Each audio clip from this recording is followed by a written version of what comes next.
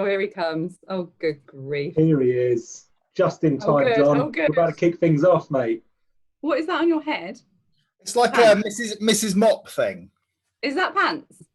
No, it's not pants. It's a buff. Are you sure? It's my cycling buff. John, when you walked off, it looked like you was going to the toilet. If you stand up and turn around. Oh my God, that's awful. Oh, don't. We're not starting the cafe like that, John. Not right there. Right.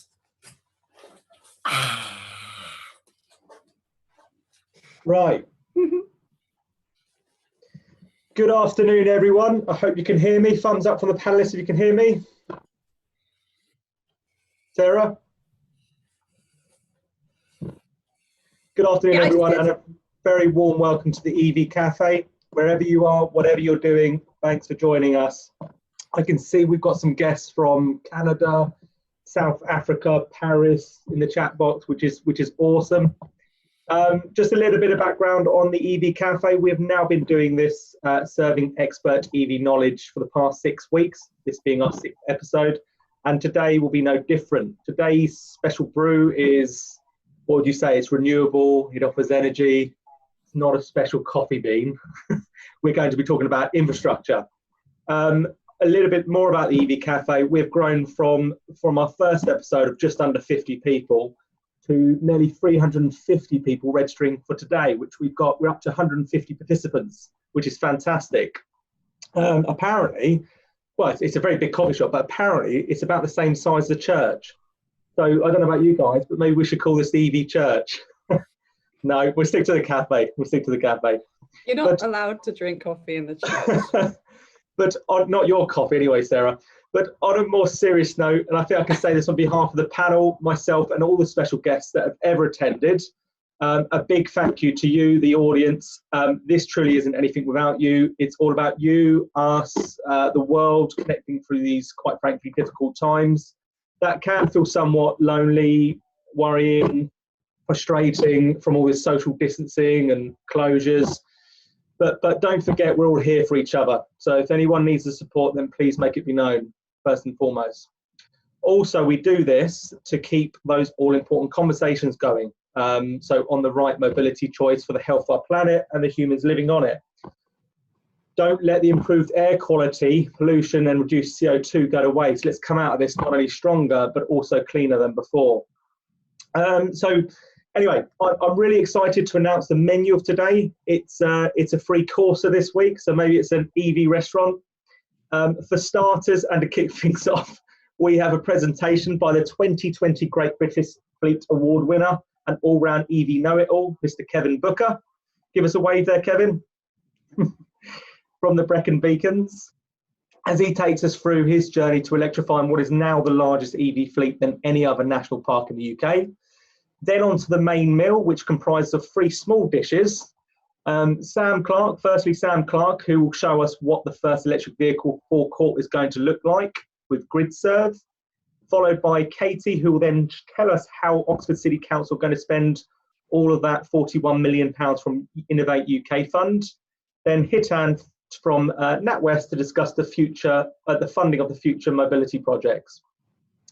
Then finally, and for dessert, it is a new addition to the EV Cafe, what we're going to call the Marketplace, which was actually a great suggestion from Mr. Roger Atkins. So essentially, we're going to invite 5 people to come off mute towards the latter part of the cafe session, and we're going to give them all a 60-second pitch on themselves or their business. We'll be using a loud klaxon to signal the end of time, but for a bit of fun as well. Why are you covering your face there, Sarah? No, it's going to be awful. That sound feedback is going to be so bad. We already have this week taken care of, but if you're interested in taking part in next week's session, then please let me know via email or in the chat box. We will also see my northern counterpart pop up from time to time on camera.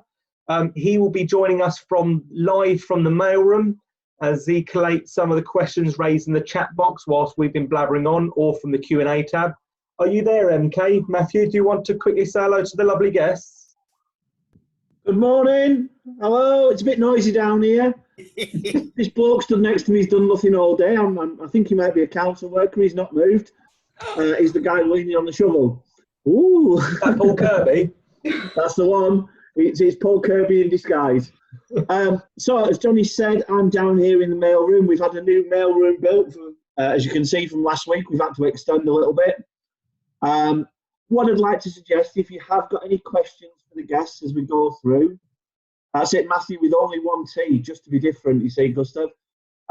If you've got any questions as we're going through, please drop them into the Q&A box with your name, where you're from, and who your question's for. You'll see them keep vanishing out of there, but as I say, I'll be collating them all and we'll be asking them at various Q&A points. So as I say, please feel free to use the Q&A box as much as possible and keep me busy down here. All right, guys, Thank you, I'll see you shortly. Thank you. We are also joined by some familiar faces on the panel today. Our resident panellists, the regulars of the EV Café, Mr. Curtis and Sarah Sloman. Would you like to say hello as well to our lovely customers, especially those that haven't been here before? Sarah, would you like to start?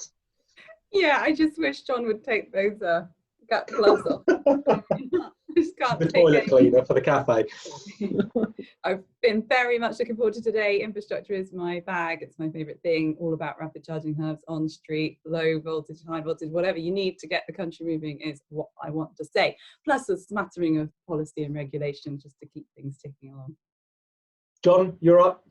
Yeah, hello, gorgeous people. I'm the village idiot, and I come along really just for the banter, a bit of fun, and to give somebody to really laugh at. I know a fair bit about electric vehicles. Head of sustainable transport for the Scottish Government in years gone by. I've probably bought more electric vehicles than most, certainly running into many hundreds, put in many hundreds of charges for Scotland. I'm a motoring journalist. I've driven everything from Twizzys through to Lamborghini Aventadors. Love electric vehicles with a passion. And yes, I have my own marigolds. I'm keeping the toilet clean. I make sure that none of you do anything naughty or brown stuff is left where it shouldn't be. There you go. Thank you. Well, if that makes you the village idiot, then I'm quite concerned after that. I think. Paul Kirby's normally busy in the toilet. I'm sure he'll pop up and say hello. And if you don't know me by now, then I am Johnny Berry, the Sub and EV Manager for NEK Fleet Department. I'm here to support in any way that I can for EV adoption, especially instead of ICE, hence creating this lovely cafe.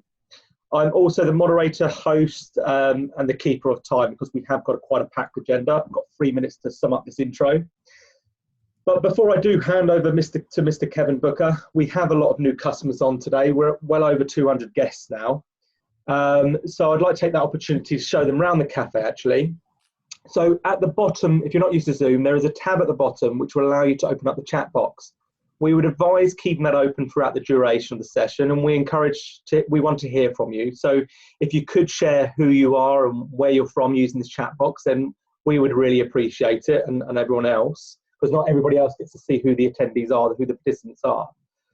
Please do chat amongst yourselves. We will get involved, all privately to the panel using this. We also have what we call the resident chat box master in there, otherwise known as Scott Eady. He will be covering this throughout the duration of the call, so keep him busy. If you do, however, have a question for the panel, then please do click the Q&A tab and we'll endeavour to answer your question as soon as we can, either in the chat box live or in the mailroom with Matthew Kiziak. He will be keeping an eye on that. If you want to talk to us, because we are all human beings, apart from John Curtis, then please raise your virtual hand towards the end of this call, and I will take you off mute. That way you can cover something we have missed, challenge us, or just simply to say hello and put the world to rights. Don't worry, we will ensure there is enough time for this. As for the panel and people joining the panel, again, it's school for you lot. If you want to talk, then please raise your hand on the camera. This is just to avoid crossing over each other, because there is going to be quite a lot of us on today. So that's enough for me. At 12:09, I was hoping to be done by 10 past, so that's good timing. That's enough from me, quite frankly, rambling on. I would like to now hand over to our special guest of the week. Kevin, would you like to say hello and then more importantly share your screen? Don't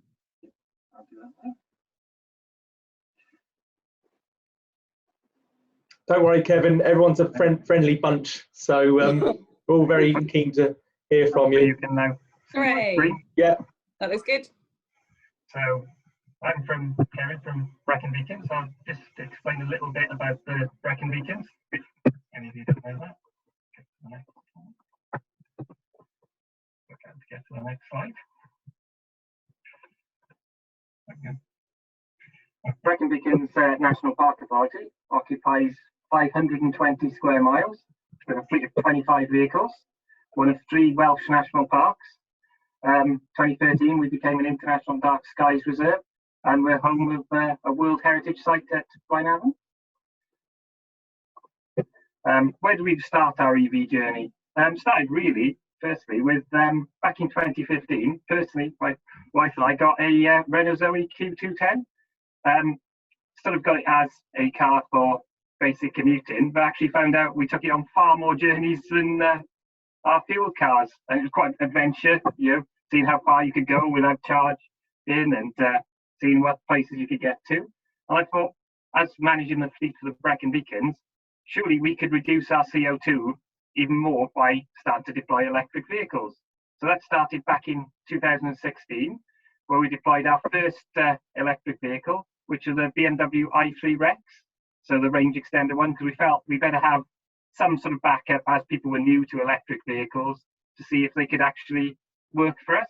That was quite successful. We had actually found that we were using the fuel reserve very little, you know, and we only had one 7 kilowatt pod point to charge it. So back in 2017, we added a second vehicle i3 to our pool fleet. Slightly bigger range on the battery, 120 miles, and again 100 miles on the range extender. So then we're up to 2. The difficulty we have in the national park is some of our vehicles are big 4-wheel drives, which it's very difficult to offset the fuel usage of them, because there is at the moment no electric version of a pickup truck. As much as we'd love to switch to them, there isn't one available. So where do we go next? First, in 2017, we realised that the lack of infrastructure within Mid Wales was really holding us back with our use of electric vehicles. So we managed to secure funding and select a charge provider to put some public chargers at our visitor centres. So that was 4 public chargers at our National Park Visitor Centre in Liverpool, one 22 kilowatt charger at our depot, which is quite a popular charger with Tesla owners and Renault Zoe owners because it's a 3-phase one. So it's one of the fastest ones in the area for those vehicles at 22 kilowatts. And then we also put some chargers at our Craigenose Country Park. These are currently rate limited to 3 kilowatts, and we're actually awaiting a mains upgrade so we can upgrade the speed of those. But we also thought we need to make sure this is green energy providing these chargers. So we started a plan to deploy renewables, including solar panels, and supply all the chargers with green energy. So we thought we'd make more of a commitment to EV. So in 2019, we added 3 more EVs to our fleet. One 40 kilowatt ZE40 Zoe, and which does about 170 to 200 miles. I think if driven gently, you can probably get about 220 out of it. Secondly, we added 2 Hyundai Konas, which a little bit longer range because they've got slightly bigger batteries, and made the decision as all the vehicle leases came to an end, we would make the commitment to replace them with electric vehicles only. We also took a dip into the 4-wheel drive fleet and acquired a Outlander PHEV commercial vehicle to see how that would work for us as a 4-wheel drive. And you know, we've noticed even with that, it's double the efficiency of our diesel vehicles. So you know, we'd love to be able to deploy more electric vehicles, but unfortunately, there's no real vehicles currently available in this marketplace. Where are we today? More than 50% of our pool fleet is electric. We run a fleet of 4 Hyundai Konas, 1 Zoe, 1 Renault Kangoo ZE33, which is used for our education team at Craigenose and our groundswork team to either deliver education packages or to do the work within the park. We have 16 charging points throughout the park now, 7 of which are publicly accessible, and they're all supplied by green energy, or where the contracts and due to change, they will be switched to green energy. We have 30 kilowatts of hydro generation, 34 kilowatts of solar, with another 16 kilowatts going live at the end of the year to support the carbon reduction of our network. And we've won a number of awards for our fleet, including the British Fleet Awards in accommodation, in Green Fleet Awards, and Energy Saving Trust Fleet Assurance. So where do we go next? We know we can do more. You know, we still have a large number of four-wheel drives which do consume quite a bit of fuel, and we are basically offsetting that with the number of hydro schemes and solar schemes we've got. We need to try and get the message out more by events like this to say, you know, this is what we're doing in a rural area, so it can easily work in a city, because you can do that. We can do it in the rural area where there's, you know, issues with supply for grid and things like that. Surely everyone can do it. We're looking at new technology such as array charging, because our office car park, we've maxed out the 300 amp supply with 8 chargers, so can't really add any more without new supply. And also we're looking at things like vehicle to grid technology and battery storage, because we generate 1,100 megawatts of energy a year between all of our energy generation schemes. It'd be good to be able to harness more of that and use more of it ourselves. And also we're just finalising the designs for wrapping the rest of the vehicles. Like the van will not be the plain white one you see on the slide, hopefully when we get out of lockdown. So that's about it. Thank you very much, Kevin. Very insightful.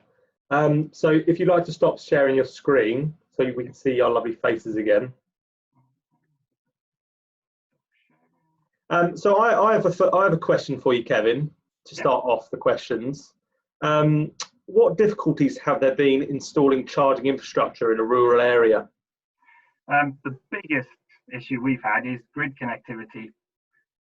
Generally, when we put chargers in, we've had to contact Western Power or the local DNO in our area and get new supplies in. So our car park, for example, is a dedicated 300 amp supply, which is probably equal to most offices just for the car chargers. The same with our visitor centre. There's a dedicated supply for the 4 chargers there. And Craigenhill Country Park, that's the one we're waiting for the upgrade, because at the moment we're struggling with 2 60 amp supplies, which is not enough to really do more than 3 kilowatt chargers and power the site. So we're waiting there for a 350 kVA upgrade to the network there, which in theory should enable a rapid charger at some point. Yeah, so on that, apologies, it was a bit quiet at times, but I understand a lot of solar and wind energy backed by battery storage is being implemented within charging projects quite well. So as you mentioned, so I'm wondering how you feel about B2G. Is that a potential revenue stream to support the national park or local authorities or whatever? Just if you can talk us through that, that'd be great. I mean, that's one of the technologies we're looking at to try and get, because when I look at our car park, you know, we've got over 200 kilowatt hours of battery storage in our car park. So it'd be great if we could harness that and sort of use the excess power to run up, so to generate in the day and then run our buildings overnight to ensure that the cars have enough to go out the next morning. So, yeah. And smart technology, you know, Internet of Things, we're really looking to make our buildings smart with technology that can sort of maximize the usage. So when there's an excess of energy, we can use that. And then when there's peak demand, we can start feeding back into the grid. Brilliant stuff. Yes, Sarah. Hi, Kevin. Me again. I just wondered if you had any difficulty securing the funding that you needed, or indeed engaging the internal stakeholders enough to get your vision put forward. I mean, it's not been an easy process. It's always difficult as a public sector organisation. There would be no way we could switch to electric vehicles until they were shown that the sums add up, that they're not costing us more. I mean, our first tip in the water with the i3s kind of showed out of all of our vehicles, the most reliable ones were the electric ones. So, you know, we've realised that there's lower maintenance costs. I mean, we've tried to get staff to buy into it. I mean, what we've done is we've trained them how to use the cars, because some of them, it's very different because they're used to driving a manual for a start. So what we've done is we've made sure every member of staff that uses the car has gone out in a training session with myself or someone else, just to get them familiar with the cars. And we found that actually they're becoming the more popular vehicles now, because people quite like the fact you can just get in them, press D or switch it into D, and it's really easy to drive. That's good. John, we can't hear you, I'm afraid. I'm stupid, I told you. I did say, village Live idiot. from the toilet. Hi, John. Kevin, apologies. I said right at the top of the show that I put in the charging infrastructure for Scotland. And I know that Wales at a national level has some £20 million that it can deploy for charging infrastructure. And I recognise that this might be a challenging question, but how's that project going and how is that supporting you in Brecon Beacons? It's difficult. We do sit on a number of boards which kind of feed into that, but it's kind of centrally run by Welsh Government, so we don't have a huge amount of influence on it, because the National Park, we're 520 square miles, but we're quite a small, special purpose local authority, so we have much less influence than, say, a big local authority such as Swansea, Cardiff. So it's and I think they're trying to focus on more trunk roads. I mean, we'd be quite happy to host at some of our sites rapid chargers, but I know for some of the sites that would be difficult because of the mains infrastructure upgrades that would be needed. Johnny, if I may, it just strikes me that often we have to start by working with the willing, Kevin, and you're massively willing. And sometimes demonstration projects like yours, which can get to, I mean, I know you see tens of thousands of visitors every year. Surely that's a good shop window for the Welsh Assembly to be demonstrating their commitment to the future.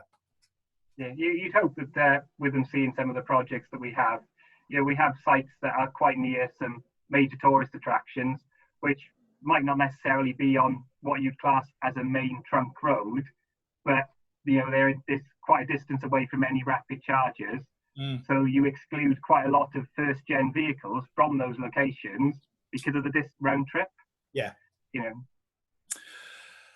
Wish you well, my friend. Is there time for another question, Johnny? Yeah, of course there is. We've got 5 minutes or so before. No, we've got 9 minutes before we bring in live from the mailroom, to be precise.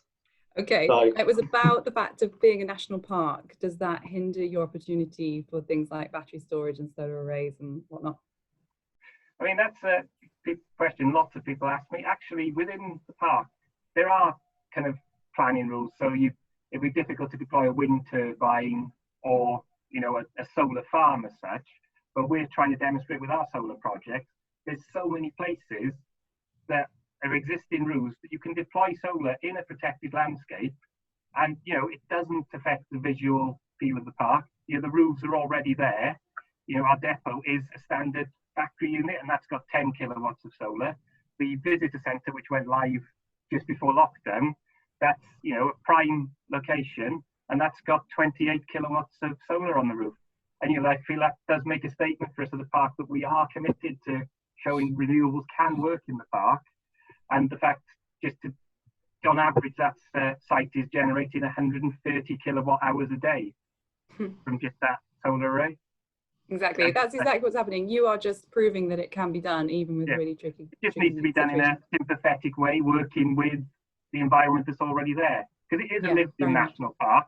There are people living there, so we do have to adapt to climate change.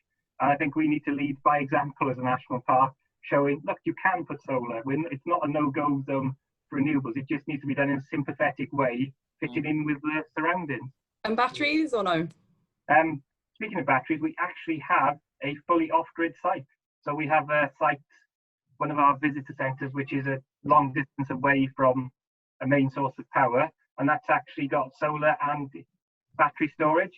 It's quite funny because the technology works with it is actually, it's stationary battery storage, but it uses things like CAN bus that you use in car technology. So we joke that it's an electric car without the car. So all the batteries, it thinks it's a car, there's no wheels or anything. Oh, one day, Pinocchio. I don't know if you guys can see this, but I am running a poll at the moment, the fake news poll of Kevin Booker. So I'll close this poll in 2 minutes. My fleet director is on the call, and he's just privately messaged me asking if John Curtis has really got boxer shorts on his head. I told you, they look like pants. I've been rumbled. I have one other question. I just want to know a little bit more about the data or statistics you have in terms of maybe kilowatt hours delivered, paid or free. Any EV incentive scheme, as in no cost to park. What has been the most common vehicle to use your charging stations? You know, just anything like that. Any interesting information like that would be great. I mean, basically, our 22 kilowatt one is really popular with twin charger fitted Tesla Model S's and Renault Zoe's because it's 22 kilowatts. So yeah, I mean, you do have difficulty where there's still a lot of misunderstanding about the cars. So you will get some people who say, well, my car's not charging at 22 kilowatts on it, and you find it's a Gen 1 Nissan Leaf with a 3 kilowatt onboard charger. Yeah. So yeah. There's difficulties like that, and you tend to have to feel those through sort of that map and stuff like that to kind of explain that it's not a fault with the charger. I mean, basically, we seem to get a mix. Leafs, Zoe's. We haven't had many Renault Kangoo ZEs, but I guess they're more last mile delivery aimed with no rapid charging. So we tend. I mean, ours is probably the one that gets the most use at Crichton. Yeah, Zoe's the only one that can charge at 22 kilowatts on AC. Sorry, got a bad cough there. Shameless. Have you had a temperature as well, Johnny? Is everything okay? That's it. I have been to see Kevin in the past, and yeah, so 22 kilowatts is like a rapid charge for my Zoe. Right, okay, so if I think it's about time that we bring in Matthew from the mailroom. I can see there's a lot of questions building up in the Q&A tab, so let's go through. Let's answer some questions from the audience. Matthew, are you there? Are you live from the mailroom? I am. It's been a busy one, this. Kevin, we've got loads of questions for you. So, I can see them on the screen. Yeah, I'm trying. Well, what I've tried to do as well, Kevin, I've sort of tried to batch them up a little bit and reduce them down if I can where there's questions that are similar.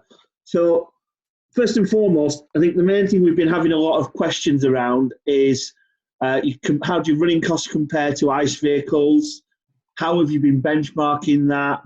You said service and maintenance and repair costs have been lower. Again, how have you benchmarked that against your ICE vehicles? And what has been your general experience of running an electric fleet? Has it been, have you had any issues with operations? What have been your experience of the costs? So costs and any issues you've had, Kevin. Yeah, I mean, basically, we found the cost long term after running them is roughly about a third of the fuel costs that we pay for our ICE vehicles. There is a greater cost to buy, but we're finding with leased vehicles, the residual values are higher, so that's cancelling out that. We do own a number of the vehicles now because they've proved so reliable, and servicing is much cheaper. We don't use brake pads as much because it's quite hilly in the Bracken Beacon, so you do get a lot of regen use, whereas you'd normally be on the brakes on a fueled car. And reliability, we found them much better. I mean, just for example, when they've been using them during lockdown to help with the police with the road closures and things like that, the only vehicles that we've had issues with have been the ICE vehicles with things like flat batteries and things like that, whereas the things that a lot of people fear that your battery will go flat in an electric vehicle, it doesn't happen in an electric vehicle. It happens with a small 12-volt battery on a traditional fueled vehicle. Well, hopefully that answers about 3 or 4 people's questions, Kevin. Yeah. So, that was quite good. Now, the next one that we've got a couple of questions around is telematics. One being, what do you use do you have a system in place to monitor the vehicles for mileage left or battery voltage? That was from David Krangle. And then there was another question in the chat box which had come up. How did telematics data help you make your decision to switch to EVs? Again, that was from David Krangle as well. Did you actually use any telematics data? We've had to, because we're quite a small organisation, those things have never normally been cost effective for us, because the cost of implementing such a system on such a small fleet, you don't get the benefit of it. So it's quite a cost. So it's more sort of manual processes and data from our chargers, because our chargers are all online. We use the manufacturer's app, such as the Renault Zoe app, to look at the state of charge. We used to use the BMW i3 app. So we manage it through the sort of built-in 4G and 3G connections on vehicles. Brilliant. Go on, Johnny. Yeah, no, I just want to say that I've now ended the poll and I'm about to share the results. So the question was, there are 3 facts about Kevin Booker. This is just for a bit of fun. One of them is fake. We asked you to decide. It's very close, Kevin, very, very close. You can tell everyone the answer when I share it. Number 1, everyone believes that dressing up as Cyberman for a sci-fi event in Leicester is a lie. And then driving a Leaf at the fully charged Silverstone came in second.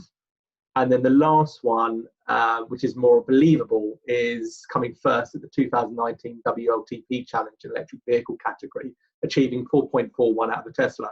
So I'll share that, as you can see on the screen. Would you like to tell the lovely audience which one was a lie? Yeah, the lie was actually the fully charged one, because it was operating the taxi, the Renault Zoe, not this Leaf. I think you even sent me an image of you dressed as Cyberman at the sci-fi event. Do you want to show the audience? Have you got that on your screen, or shall I share it? I can share that in 1 sec. Yeah, that'd be quite funny. Sorry, just sidetracking there, Matthew. But if you want to go back to the mailroom, no problems. Yeah. Chris Ramsey was on a couple of weeks. I don't know if you've met Chris, Kevin. Chris is an EV explorer. He did the Mongol Rally in a Leaf. Yeah. And he's just asked, could the Bracken Beacons make use of electric classic car Land Rover conversions? They've made a number of 4x4 EV conversions. I'll answer that now. The problem we have is, as a public sector organisation, we have a duty of care to our staff. So as well as the efficiency, we do have to make sure vehicles are Euro NCAP 4 or 5, because we've got a duty of care. So the difficulty would be is how we get a vehicle like that approved, because again, we're quite small. So that's always the difficult thing. As much as we'd like to try that, it's one of those things with the duty of care. It's always a difficult argument to weigh up. No problem. Couple more questions. See this picture then, Kevin. Yeah, don't be shy.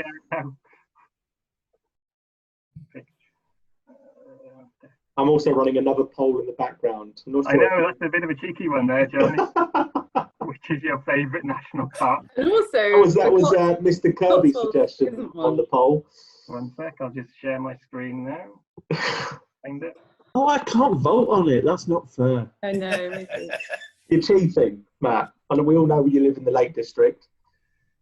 Share. Kevin, while you're finding the picture, we've got a couple of questions. What's your average yearly mileage on your commercial fleet? About 250,000 miles per year across all of them. So what's that work out at per vehicle roughly? That's you as a Cyberman. 12k a year. About 12k a year. Yeah. And so there we go. Hopefully you can see that picture now.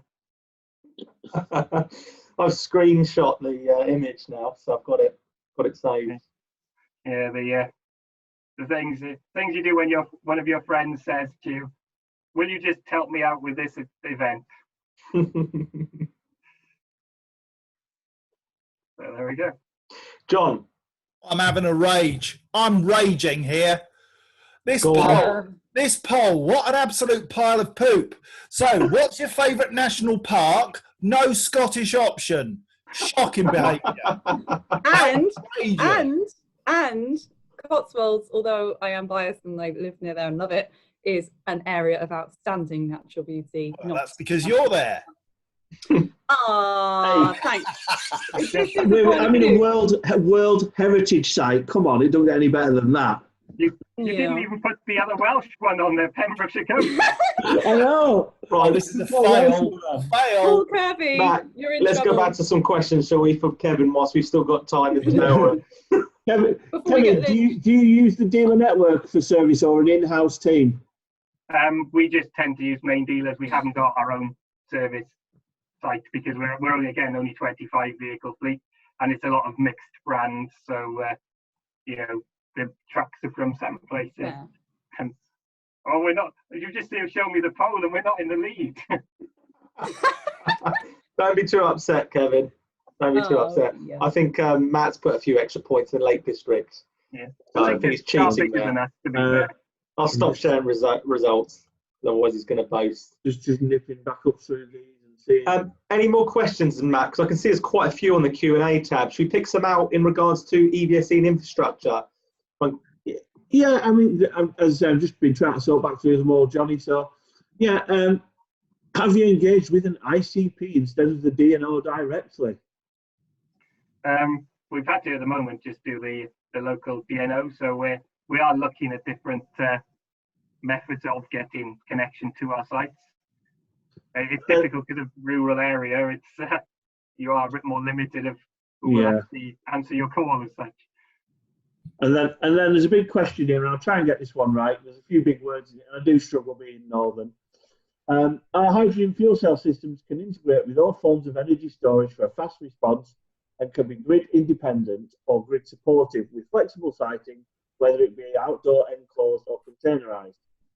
This system can mitigate EV charge point deployment risks such as charge point sitting, allowing prioritization of larger scale grid augmentation without compromising EV deployment in the area of lower demand. Would something like that be of interest to you?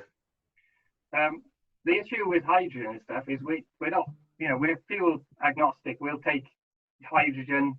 The difficulty is a lot of the hydrogen is done by the reduction of fossil fuels, and we would need it to be green hydrogen, so produced by the electrolysis of water from an excess of. So if we have, it would be great if we could have an on-site system that could take, in somewhere where we've got a river, could take the water we have and actually use the excess to create our own hydrogen. But there's no kind of cheap, commercially viable system that can do that at the moment. But that would be the ideal, is if we've got an excess of energy, we store it as hydrogen, either put it through a fuel cell or fuel vehicles directly with it. But I think that technology is probably quite a way off from affordability at the moment. But we need to always ensure it's green hydrogen, not just of course a petrochemical model rejigged to another fuel type.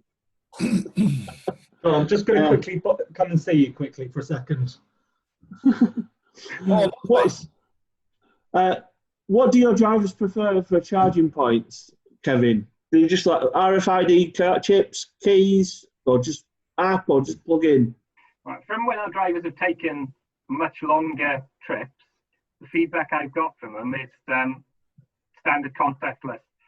It's difficult when a driver goes on a long trip, having to be on sort of standby just in case a charge is not working because they haven't got the right app installed on their phone, or they've said contact. So generally, when our drivers go on long trips, we will direct them and help them with the use of tools like ZapMap to chargers that just take the RFID tag. It just needs to be simple.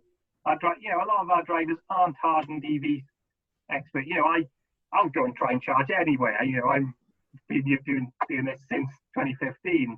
But our drivers, some of them, they've got fuel cars. They don't want to be stressed, thinking I can't connect or if my app doesn't work. They just want to tap the charger, and in a way, it works like a fuel pump. Yeah. So simplicity is the key. Yeah. Brilliant. I'm just nipping back through these. Just a quick point. There's a few people putting sort of comments in the question box rather than questions. Putting something like my product will work is not really a question for Kevin. So can you just try and keep questions in the question box for us, please? Come on, people. Question from Kevin from Hiten. So Hiten's asked a question. Are other national parks taking note of your success and transitioning to EVs and reviewing their own fleets with a proven concept already in place? It should be an easy decision, one hopes. I mean, to be honest with you, Kevin, I speak quite regularly to Richard, who runs the Lake District National Park, and I'm hoping Richard actually might be making it on today to come and listen to you, because they've been looking and we're still behind up here. So Do you think what have you done with other national parks to get them moving forward? I believe I've probably spoken to Richard myself. I think he may have phoned me to ask me about how we've implemented our charges. I mean, we found that our education team, when they go to meetings to other parks, they actually make a point now of taking the electric vehicle, and it's become such a talking point because people don't think if you're going across the country, there's still people think you can't do it in an electric car. Our drivers will think nothing of going 200, 230 miles in one of our electric vehicles. And, they say, okay, you have to charge when you're there, but it's not, at the very worst, they've said, with a lot of cars, you're going to find a 3-pin plug. So even if you're there for 2 days, you will eventually charge a 64 kilowatt hour battery with a 3-pin plug or a 50 kilowatt one. It's not ideal, but there is a plug. There's generally in most national parks, they've got a depot. There will be an outside plug. We're hoping that more of them will start getting proper chargers because it'll make our life a lot easier when we can turn up at one, because we tend to let them charge in hours, and we're all a happy national park family in that respect. So, but I'm quite happy to speak to any other national parks and explain how we've done that, because I don't think we're doing anything clever. The technology is there. It's just people need to have the will to implement it and say to people, look, get in an electric car, drive it, you'll find it's much easier. Yeah, I agree with you, Kevin. Yeah, completely agree with you. Last question from the mailroom for now, Kevin. So what's your experience of working with DNOs, cost and operationally wise? Quite slow at the moment, I've found, if I'm being politically correct. We have been waiting quite a while to have some of the connections. I mean, it's difficult as well whether you go direct to the DNO. In some cases, it's much easier to just package it up with a charge provider and let them talk directly to it, because they know what they're asking for from the DNO, rather than you ask for something that's not quite right as far as ampage or supply and earth requirements and stuff like that. So it's actually much easier, I've found, to go directly with a charge point supplier and get them to interact with the DNO, so then there's not a sort of person in the middle who might get something wrong. Hi, John. Well, we've just actually had pop up there, as I was saying last question, Outlander PHEV, Rivian and Tesla Cybertruck. Kevin, would you be in for any of those? Could you see the national park buying a Cybertruck? I'm sure our wardens, some of them would love a Cybertruck, except we'd have to widen every single gate to the national park to get it through. I struggle, so a Cybertruck would be a bit too big. Brilliant. Excellent. John, you had something to say? Yeah, a couple of things really. One is to build on what Kevin was saying. DNOs. DNOs are now beginning to recruit people who are specialists in reaching out to the community and working with the EV community and charge point suppliers to improve the process. I think historically, you're absolutely right, Kevin, DNOs have been woefully inadequate and slow to respond, but I don't think that's the case, certainly in my own experience. And if you dig hard enough, you'll find them. And I think it's also worth saying engaging early with charge point installers is a really, really good idea, because they can work with DNOs to make sure you get the supply that you need. So the earlier you start that process, the better. But with a bit of load balancing, you can certainly make the best use of whatever supply you've got. Okay. Matt, we've got time for one more question until we go to the next section of the EV Cafe. Well, I mean, as I said, to be honest with you, Johnny, a lot of the questions that have been left now. Sorry for the ignorance. What are DNOs? There you go. We'll answer that one. That's just popped in. So, what are DNOs? John or Sarah, if you want to explain that for Dirk. Essentially, power companies. There you go. We have got a couple of questions, Johnny, which are probably based more for the panel left. Yeah. It's whether you want to jump into one of them now or leave them for a bit later on. Well, we can do. Actually, I'll tell you what. Let's leave it till later on. We're going to bring the mailroom back on a bit later on. Let's invite Mr. Sam Clarke and the others. Oh, he's put his hand up. So we're going to start off with Sam Clarke. Can I ask Matt and Kevin if you could just temporarily close your screen? Yeah, we'll see you later on. Yeah, Sam, I'm going to promote you to panelist. Hiten the same. Welcome to the EV Café, Sam. Are you there? He's on mute. There we go. Welcome to the EV Café, Hiten. Hi there, guys. Great to be here. Yeah. Hello, Sam. How you doing? Hey, can you hear me now? Yeah, my Zoom crashed just at the point where you asked me if I was there. Great. And I'm doing the same for Katie. But what we'll do is we'll do 5 minutes each, if that's okay with you three. We'll start with Sam. I'm going to share some images for you, Sam. Bear with me a second. Hi, Katie. Hi, Katie. Hi, everyone. Let's just do a quick introduction, shall we? So, Sam, would you like to start? Yeah, hi everybody. My name's Sam Clarke. I am formerly a CEO and founder of Newt, which is a last mile delivery company that ran a fully electric fleet for 10 years. I've been involved in EVs for nearly 20 years. I've been commuting by electric vehicle for 15 years and also installed some of the largest fully electric fleets and charging infrastructure, privately owned charging infrastructure in the UK. So I've been involved in EVs in one way or other, and now infrastructure for some time. And as you're probably going to put up some pictures in a minute, I'm now more recently the Chief Vehicle Electrification Officer for a very large sustainable infrastructure company. And congratulations. Excellent. Congratulations is in order. Thank you. Got the coolest job title, mate. Sam, you can say who it is. Oh, it's GridServe. I should have said that, shouldn't I? Wow. It will all be shown on the images. Okay, what day is it? I'm 7 working days in, so give me some. Katie, you're next. Like to say hello, hi. quick introduction. Hi, everyone. I'm Katie Colledge-Price. I'm the Sustainable City Project Officer at Oxford City Council. I'm currently working on the Energy Super Hub Oxford project, which is the provision of 50 charge points at one of our park and rides. Historically, I've been involved in the EV industry for quite some time and enjoying sustainability even more than I've ever done. Excellent. And Hiten, if you'd like to just say hello to the wonderful people in the cafe. Yeah, no, thank you. So, Hiten Sonpal, I'm a director as part of the Future Mobility Group at NatWest Bank. I have to say, I've been in sustainability for the last 10 years, doing renewables and energy efficiency. So this is a perfect addition to come into mobility and do it on a full-time basis. And as NatWest has just earlier this year launched the Future Mobility team with a number of individuals, it's great to just be immersed in this and be a part of this. So thank you very much. So glad you came. Thank you. Massively important. Sam, would you like to tell us a bit more about these lovely images that I've got shared on the screen now? Beautiful, isn't it? It's beautiful.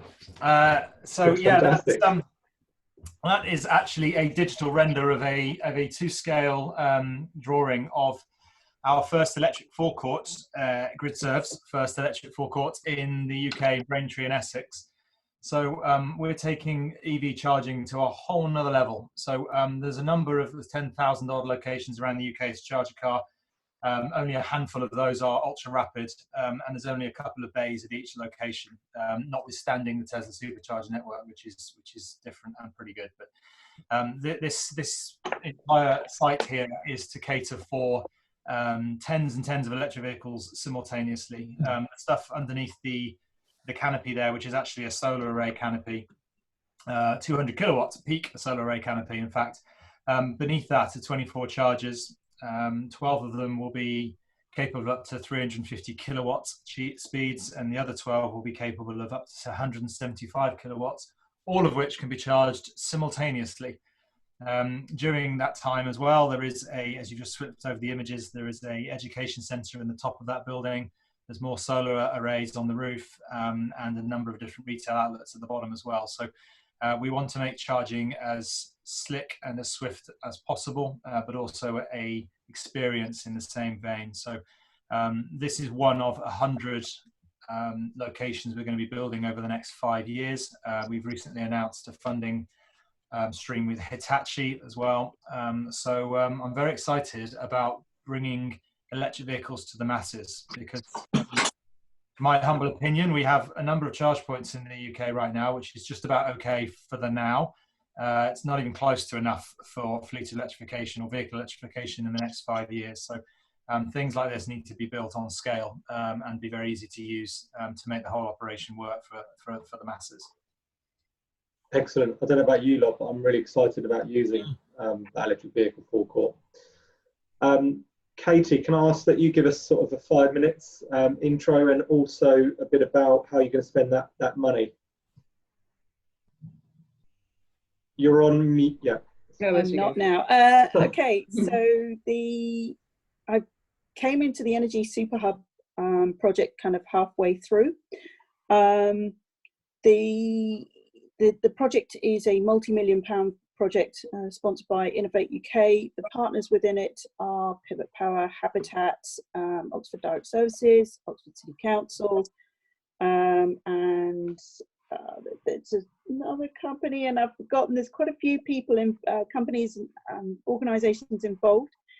It's really exciting because the project is doing something very similar to GridServe, but what the overall project is battery storage, a super hub which has, we're looking at 20 rapid chargers, 30 AC chargers at the park and ride. So we're going to be catering for transient EV drivers that are going on the A34, and then using that as a sort of stop-off. But the AC charger is going to cater for commuters, visitors. I have to say, at the moment, there's very few charge points on the ring road, so I will be using it when I go to work after lockdown, which hopefully will be once a day, because I'm once a week rather than all 5 days. The other element that I'm working on is the fleet transition with Oxford Direct Services. So we're looking at having at least 40 vehicles by the end of this year that will be electric, including a waste disposal truck.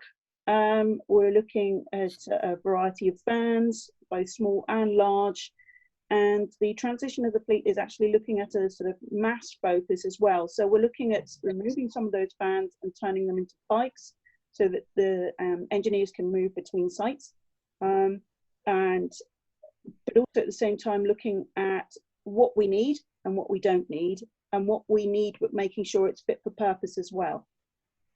The other areas that I'm involved in are zero emission zone in a tiny way, because what we're doing is ensuring that what Oxford Direct Services is doing are enabling them to drive around the city in electric vehicles. So really promoting that we practice what we preach.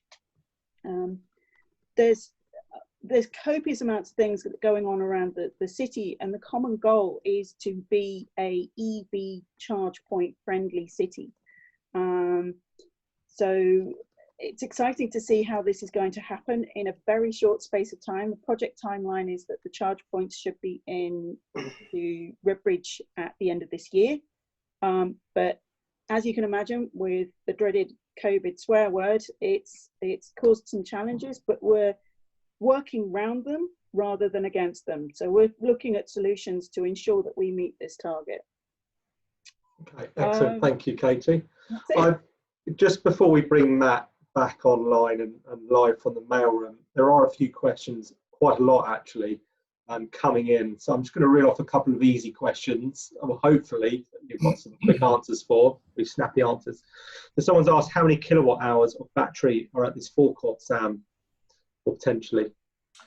There will be a 5 megawatt battery on site, so that will be able to support the 24 chargers amongst others going forward. Okay, Katie, has Oxford City Council considered a solar carport charging in its park and ride parking? It has considered it, and we are expecting our responses to come back just on the DC tenders this week, and we have asked those that are responding to be creative and innovative and come up with solutions to make sure that what we have is the greenest solution we can have. Okay. What was the decision process, making process that led you to Braintree, Sam?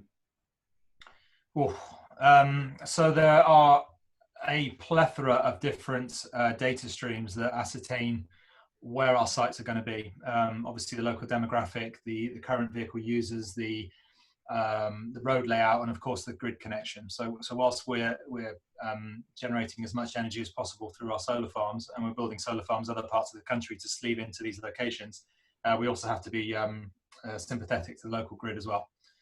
So there's a number of, it's not a straight answer. There's a number of different factors that determine planning, and God knows what else. You know, there's many factors that determine the locations. But ultimately, we're going to have 100 of them at least, and they will be strategically placed. Obviously, need to be strategically placed so that greatest access as possible to as many people as possible. Okay. I'll only reel off a couple more questions before we go on to Hiten. So there's a couple of good questions that I've noticed in the chat box, and it mainly for you, Sam. Does the business model work purely from sale of energy, or is it reliant on the retail and experience centre as well? Yeah, good question. So when you go and use, not that I have for many a decade, but when you use a petrol diesel station, and a lot of the revenue and profitability in that petrol station is in the Mars bars and the coffees, not necessarily in petrol being purchased. To a certain extent, the business case for these forecourts is the same. So we have to have multiple revenue streams, and we have around 14 different on our revenue stack, as we call it. Charging is one of them, but it's not the highest. We've got revenue generation through the 5 megawatt battery, and of course we have a retail suite at the bottom as well, fulfilling a number of different additional revenue streams. Furthermore, the education centre upstairs I alluded to will have, we're having car lifts installed, so we'll have vehicles up there that people can come and see and get their head around the electrification. We'll be leasing vehicles as well through our finance partner Hitachi, and we'll also be supplying home chargers, commercial charging and fleet charging in addition to the electric forecourt. So there are a number of different revenue streams that create the business case, and expecting to get a return on investment on the charging at the kilowatt rate at the pump, so to speak, is only one facet. Excellent, thank you. What we'll do is we'll bring Matt live from the mailroom shortly after Hiten, because there are lots of questions that we want to go through. So Hiten, would you like to say hello to everybody in the audience and give us a bit about you and your business? Yeah, no, thank you for that, Johnny. Just kind of adding on to the earlier introduction, I'm man and boy in the NatWest group, so I don't even know whether the grass looks greener on the other side if anyone ever did approach. So it's been an interesting career through the bank, and I think the last 10 years has probably been the most exciting, where it wasn't just about serving customers on traditional banking products, but it was also about adding value and differentiating and giving a different perspective on the kind of value add that we provide and the knowledge that we create in renewables. And having helped and supported over 11,500 customers over that period on renewable projects ranging from solar, wind, biomass, etc., it was a great achievement in order to support that. And then at the back end of last year, our new CEO, Alison Rose for NatWest, made a big statement that sustainability was going to be at the heart of the bank strategy, and out of that statement very much formed the new Future Mobility Group, which is created with 5 or 6 people from the group with a vast amount of experience in order to bring to this opportunity. And our goal is very much about supporting the decarbonising of transport and coming up with financial solutions that we can try and help with. Now, today's not about putting a sales pitch here to the audience that we have, but the options of funding that we're seeing in the market at the moment, as well as what we're offering, is people can pay by cash if they've got the availability to do that. Bank or asset finance is a very common one, because we've been funding EV charge points for a couple of years now from an asset finance perspective, where customers can demonstrate that serviceability element. And then the other one that I have started seeing a lot more out of the conversations that I've been having with people in the market is a fully maintained solution. So it was very similar in the renewable sector. They used to call it the ESCO model, which was like an energy services contract, where if a charge point operator or a solutions provider goes to a customer and goes, we'll supply the equipment, we'll install it, we'll maintain it, and whatever the charge of the electricity to the end users will be, there'll be a profit sharing element in there. Now, that's a great way of doing it, but it doesn't just work on the profit share revenues that are generated from it. There is also a fixed revenue from the host as well. So let's say if it's a local authority who doesn't want to use their own cash resources, they would agree on a fixed amount, but it's still less than what they would have to pay from their cash resources on day one. Other kind of revenues that we are seeing on these kind of structures is advertising revenues as well. So again, there are contracts that are in place in order to incorporate that into the quasi-project finance kind of solution that we're seeing. But again, I think today, having such an amazing audience and a number of attendees that you've got on this cafe, I think I'm more keen to understand from the audience, what would they like to see from a funding solution? Because it's all great, a bunch of bankers sitting around a table and saying, this is what we're going to do. But if it's not fit for purpose, what's the point? So let's hear from you guys to understand what you guys would like to see from a bank and how we can help invest in these types of projects and you know, create that uptake that we all really want. So thank you. John. Hiten, I have a question for you, which is post-COVID-19, we are, I think, likely to see a period of austerity, a period where businesses that do manage to get back to work will struggle to justify capital investment. Do you see that picture yourself in the industry, and that may hold back the deployment of cleaner, greener technologies? It's a really good question, John. Thank you. I think when you look at the way the market is at the moment, I think it's very much just like turning around and saying for the last 4 or 5 months, trading has just stopped in a lot of sectors.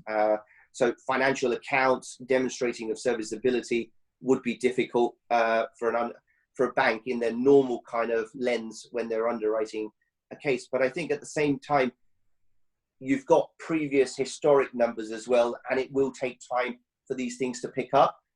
For us, we're already seeing this happening, and it's going to only have a benefit to their business. So if you've got a business who's got has got a ICE fleet and is looking to transfer to an EV fleet and for EV charging, then suddenly maintenance costs, fuel costs, all of these elements will all start adding up, which will only add back onto their bottom line, which will make it positive as well. So it's very difficult for me to turn around and go, what will we do? I think it will be assessed on a case-by-case basis. But yeah, definitely, I think it will have some impact, but we'll have to definitely have an open mind to some stage to try and assist and instigate this. Yeah, because I think cash is king at the moment, isn't it? We've all suddenly realised that whilst we're heavily investing and we've got the income coming in, all is good. As soon as the income dries up, suddenly we've realised that having that cash on hand, and it seems that many businesses have no more than 2 or 3 months cash on hand, is a major issue. And as we've seen with problems with the government's support and loans rather than grants, businesses are loath to get into borrowing more and more money. So they're holding on to cash, not investing in infrastructure. It really bothers me that we may see the brakes put on this green economy growth because of the real financial hardships that businesses are going through. Yeah, and there is a very high probability that the momentum that we saw at the back end of last year and early into this year on EV charging infrastructure could have a knock-on impact and delay it by another 6 to 12 months or even longer, just depending on how the economy reacts. But again, you know, that's just one concept of it. There's a lot of money that has been pumped in, so it's not short of cash. So the government has done a lot in that perspective. So it could go back up in a different scenario compared to the financial crisis we had back in 2008. Yeah. Thank you, Hiten. We had Sarah and Sam both put their hands up. I'll let Sarah go first because she's so happy. Lady first. That's no lady. It's about, I can pull every face, you know this, every malleable face. I wanted to second Hiten's comments, but also to support a view, which is that investors save is proven. That's great. We can focus on that positive. But not forgetting, those climate targets aren't going anywhere. Those climate targets are staying. Just because we've had a really ferocious and horrible time of late, really vicious blip in our progress, I'm really hoping it's going to slingshot things even further to show the added benefit. I mean, let's not forget that human health costs the NHS a ton, nearly swore then, anyway, every year, because of people being, as we were just discussing in the chat box about being inactive. As I always say, EVs are not the answer to everything because it is ultimately still driving and not active travel. However, it's better for clean air. So if people are able to really harness their workforce to be healthier, then they will see that investing in sustainable transport, green transport, EV transport and mobility options will be better in the long run. So I'm hopeful that individual businesses will properly address the numbers. And we've not got a carbon cost calculator. People don't do that when they're creating their business cases. They do a cost benefit ratio, of course, but it doesn't say long-term health impact cost or personal cost or social economic cost. It doesn't say any of those things ever. It's just about bottom line. And I think that's going to change. Yeah. And Sarah, just to add to that, and to kind of cover off John's point on the earlier question, we as a bank are investing in 450 charge points, and even though COVID-19 has come in, etc., it's not derailed it one bit, and we're looking to have that deployed over the next 5 years with a CPO of our choice. And again, fantastic news to demonstrate it's not just about us educating customers, but we're actually doing it ourselves as well. Yeah. Oh, that's good. So important is to lead by example, and organisations like yours and Sam's, Katie's, all leading by example. We heard from Kevin earlier, who was doing exactly the same thing. Talk is cheap. Yeah. You've got to get out there and do it and invest the beans in it, because the future will be much better if you do. Johnny, before you go to Sam, I just want to share with everyone that he thinks that this is me today. Just bear with me. Oh. Anybody think Cruella de Vil. Uncanny. This is what I have to put up with. So, you know, let him have his questions, but don't be easy on him. I sent you that jibe in private. And you just, Brilliant. I thought it was pretty good. I can't remember what I was going to say now. Yes, I can. Yeah, I had a couple of comments. One, I was the slight issue with John's original question, because the implication in it slightly was that electric vehicles are more expensive. They're not. They are getting cheaper and cheaper all the time. And also, just to add to that, and I'm not trying to kick you, John, because that's not the intention. It's just that I want people to understand that electric vehicles as a cost compared with a petrol, you've got to add the fuel in as well, and make sure that you look at it, which is something that Hiten responded to in the answer. In fairness, that you've got to look at the total cost of ownership with all of the other facets included now, and you've got to wrap it in as a realistic bundle of cost, and then you'll find almost in every case the electric solution is the cheaper. And in order for, and again, John, another point that you made quite rightly is getting out there and doing it, and there's people within this forum that are getting out there and doing and building and creating stuff, and that's fantastic. But the other and indeed this forum that Johnny's done with Renault is fantastic, and I'm curious to know the demographic of people who are listening to all of this are probably some way along their journey already of EVs. What we need is everybody else that isn't in the room to understand what we're all talking about, and understand it in a simple way that says, actually, this isn't going to cost me more when I look at the whole life cost, and it's not that complicated. And by the way, they drive fantastic, they're great fun, and everything else that goes with it. And that education piece for me is another part of my new role, really, is to say to people, this isn't complicated if you get it right, and it can save you money in the process. Sam, I think we'd be quite happy to invite you to our next session of the EV Cafe, which Paul Kirby is going to be really happy about. It's all about commercial vehicles, but you know, we'll have that chat afterwards. And there are a few questions. Sorry. He will not be happy with you. He was desperate to tell us that himself later. I'll let him give us an intro later on and announce that.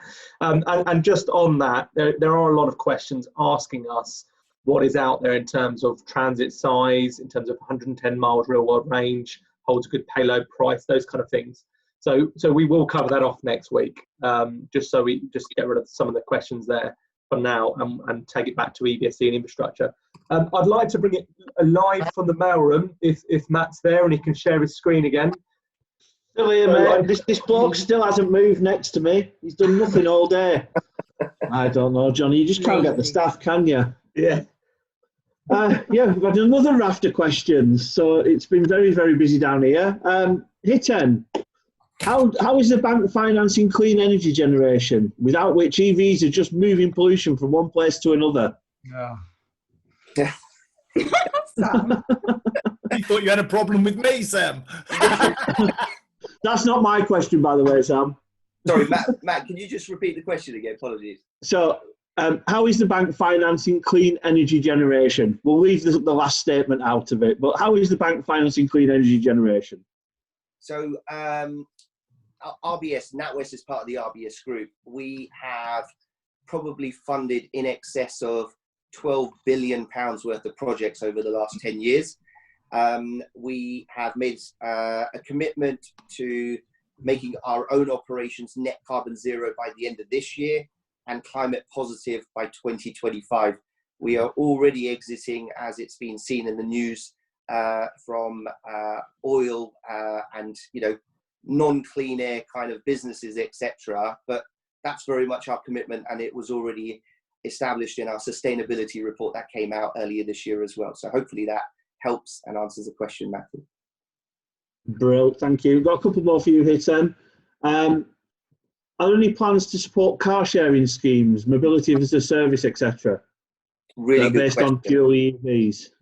Yeah, no, definitely. Funny enough, I've got a couple of my colleagues actually dialed into this session as well, and I'd probably say that is a really active market where we're seeing a lot of traction and being approached by a number of entrepreneurs who are looking to set up these types of schemes, etc. And bearing in mind that they're brand new businesses, it's very difficult for a bank, a tier one bank, in order to lend against a business with no track record. But what we do have is an initiative within the group, part of our Coutts franchise, where it's called Coutts Investment Club, and they pitch their proposition very much similar, like Dragon's Den in effect, but not as intimidating, should I say.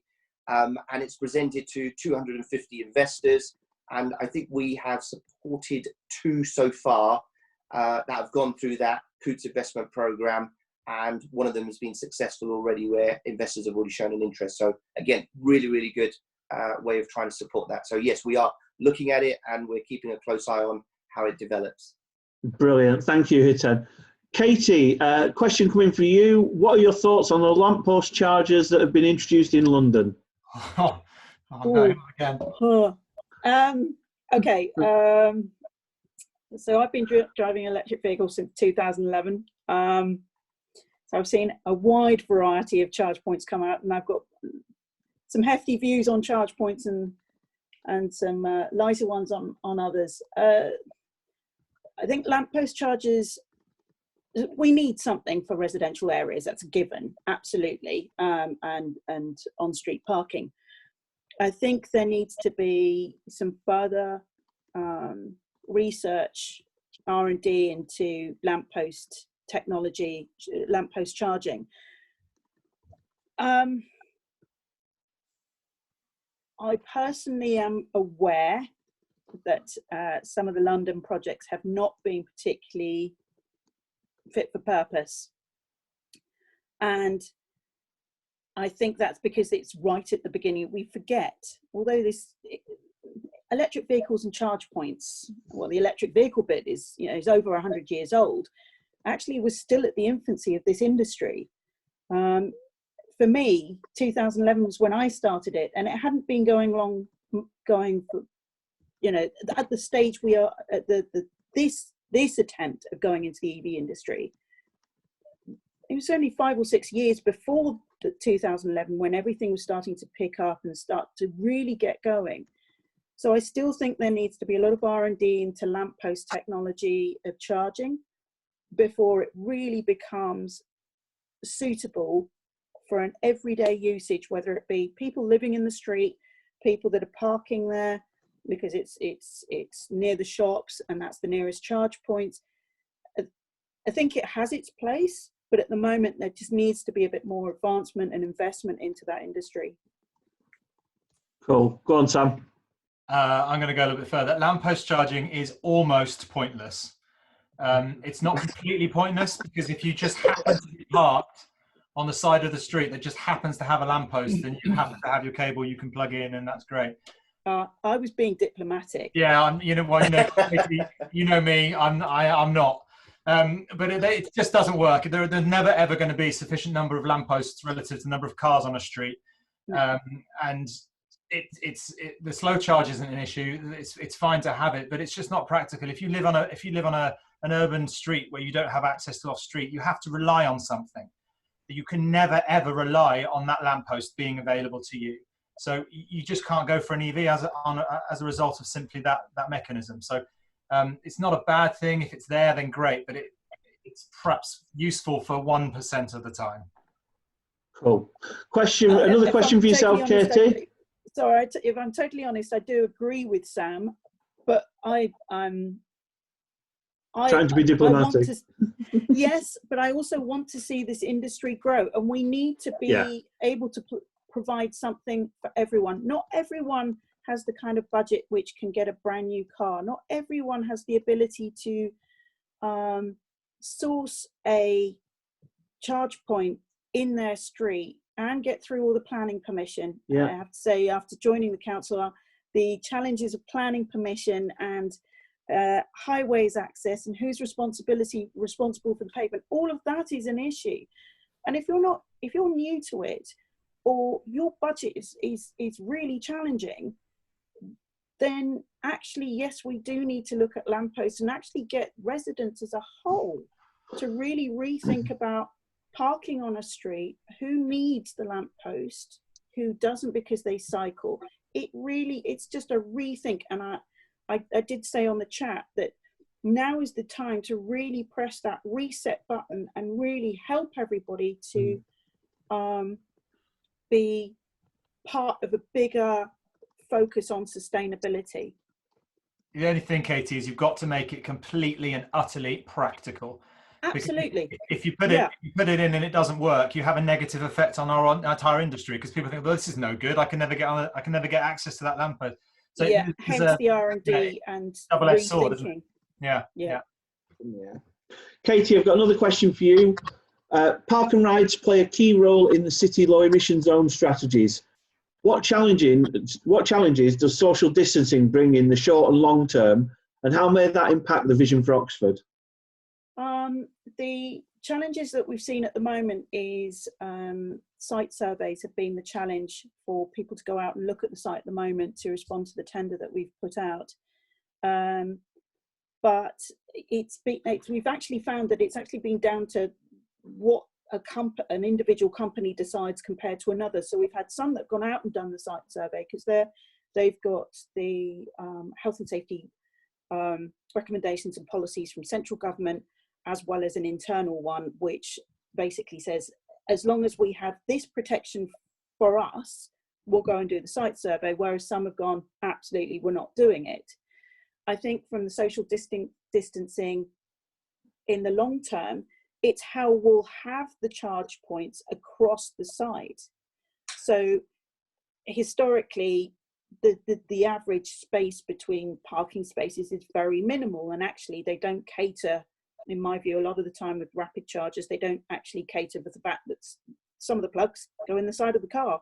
So you need to have that, plus incorporate disability access as well, because everybody uses, it's all types of demographics that will be using these points.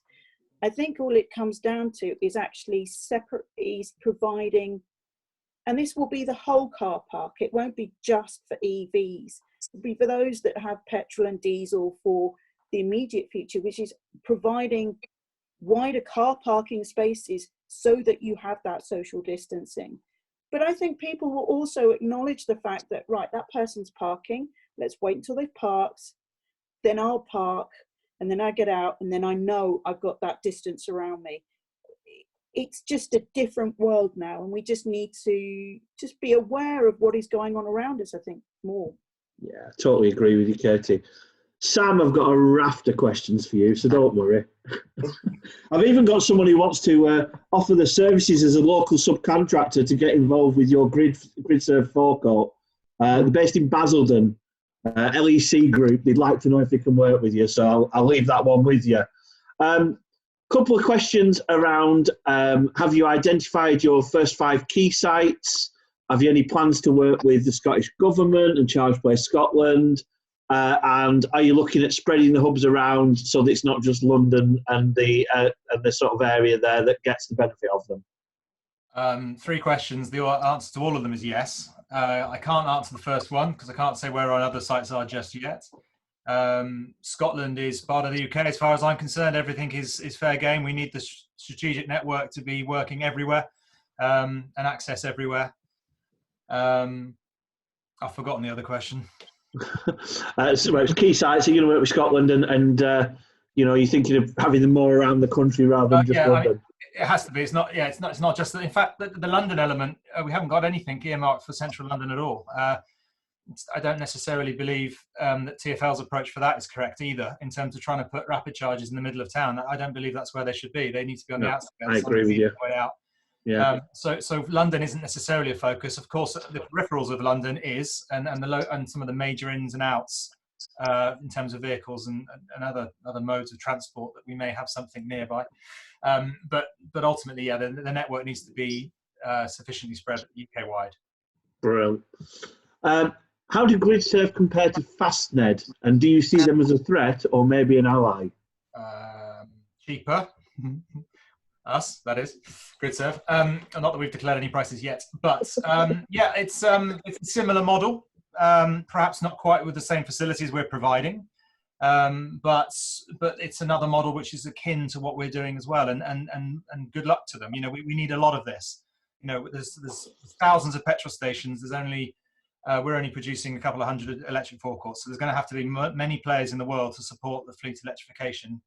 And we wish them well. There are other parties involved that we perhaps will be working with in the future in terms of more closer collaboration. Nothing's off the table at this stage, but we need all these solutions to work. Providing they all work, they're reliable, and they're catering for the need of the local area. Then great. Kind of following on from that, are GridServe only looking at having their own standalone locations, or is there potential to have the technology installed at existing service station sites? Yes, that is possible.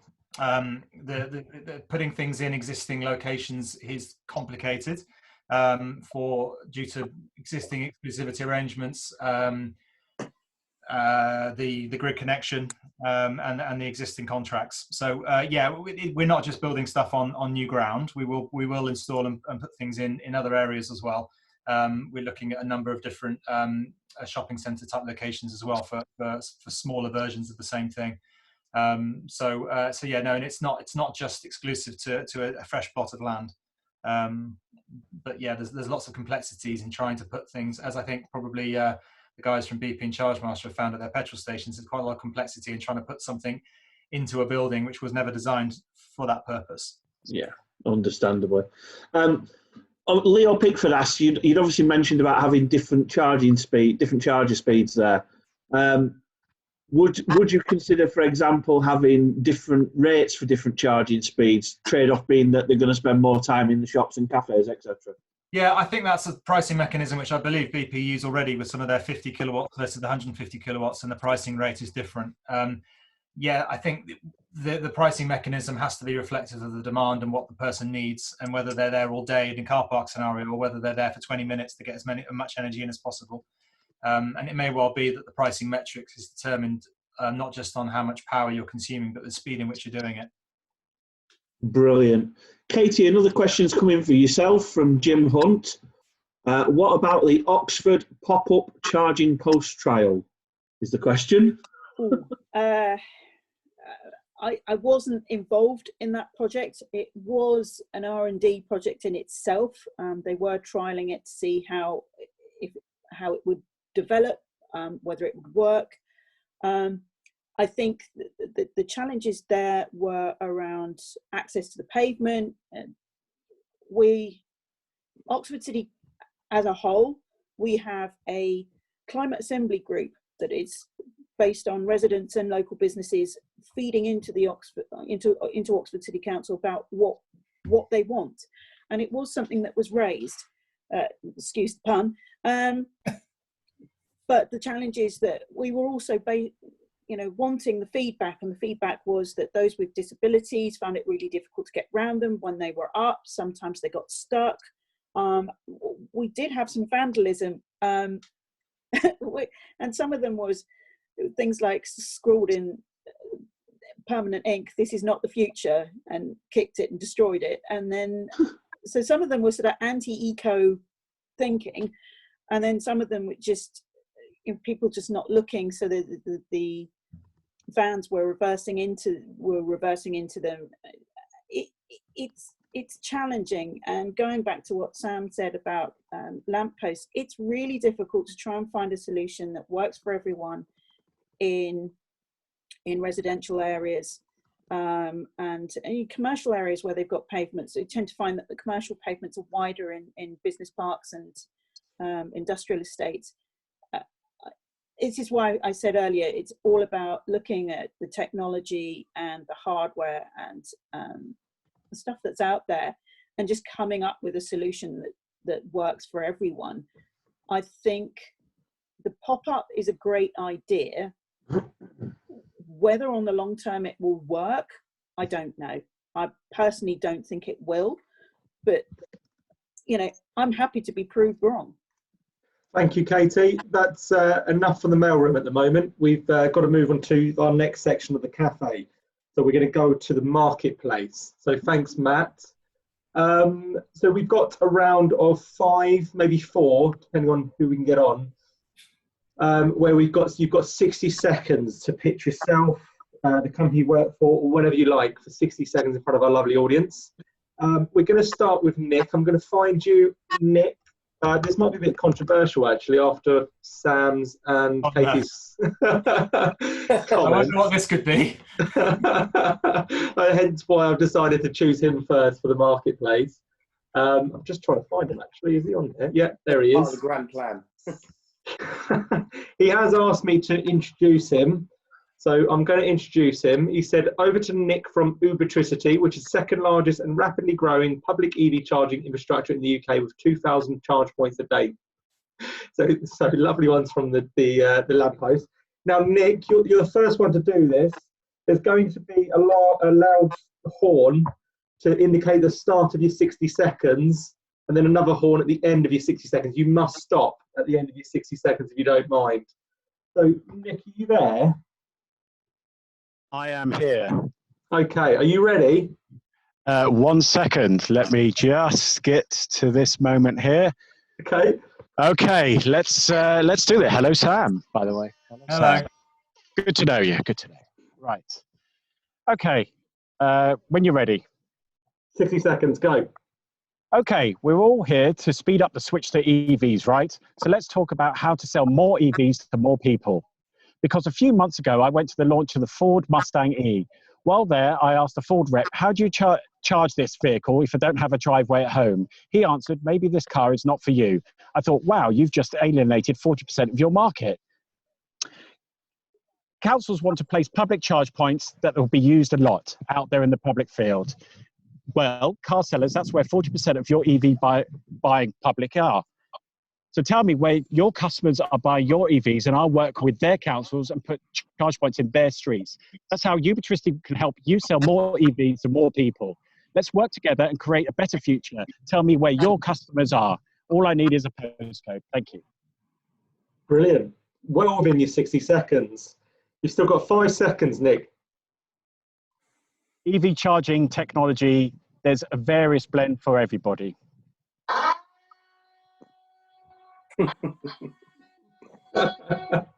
Brutal. Thanks for that, Nick. It was really good. So on to the next one. Claire. Welcome to the EV Cafe, Claire. Hi, Claire. Hi, everyone. You want to go on camera, so I'm going to put you on camera if you don't mind. Golly.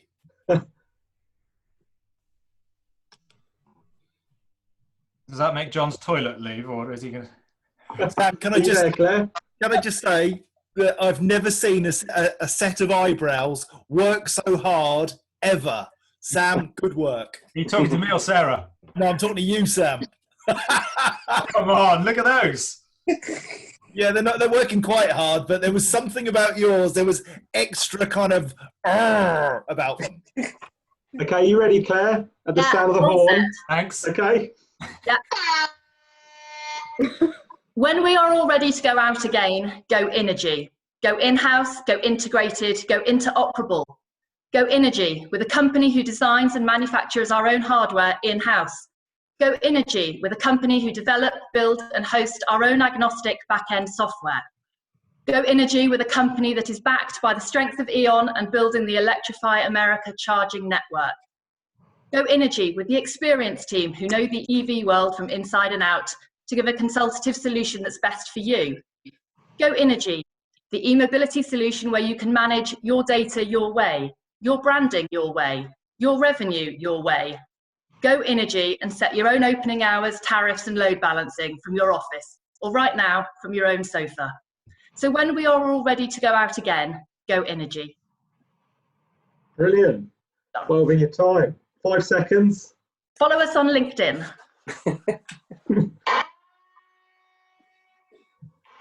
She's not pressing that. Thanks, Claire. What was the company name again? Sorry, I missed it. Oh, right. So next up, we have Naomi. Hello, Naomi. Hiya, can you hear me? Yeah, would you like to go on camera as well, or are you happy just to be off mute? Oh, I can be on or off mute. I'm fine. I'm just going to talk fast. So, okay, yeah. At the sound of the horn, you know the score. Hey, so I'm Naomi. Thanks for the invite to the Café 60-second challenge. I'm EV sales manager in the UK for Alfen. Been in the EV industry for a number of years now, but with Alfen since March 2018.